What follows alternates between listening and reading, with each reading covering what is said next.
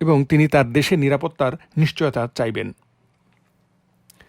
যুক্তরাষ্ট্রের প্রেসিডেন্ট ও vice president বছরের পর বছর ধরে যুক্তরাষ্ট্রের সমর্থনের জন্য আরও বেশি কৃতজ্ঞতা প্রকাশের জন্য তাকে চাপ দেওয়ার পর বিশ্ব গণমাধ্যমের সামনে নজিরবিহীন এক পরিস্থিতিতে পড়েন Zelensky. But you see, I think it's good for the American people to see what's going on. I think it's very important. That's why I kept this going so long. You have to be thankful. You don't have the cards. You're buried there. You're people are dying.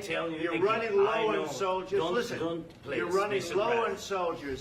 It would be a damn good thing. And then you tell us, I don't want a ceasefire. I don't want a ceasefire. I want to go and I wanted this.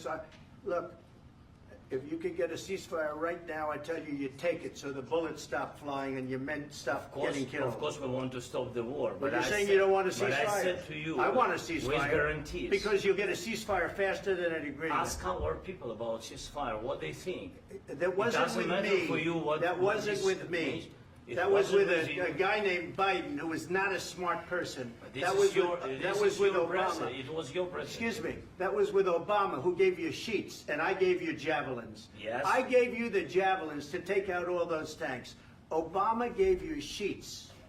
In fact, the statement is, Obama gave sheets and Trump gave javelins.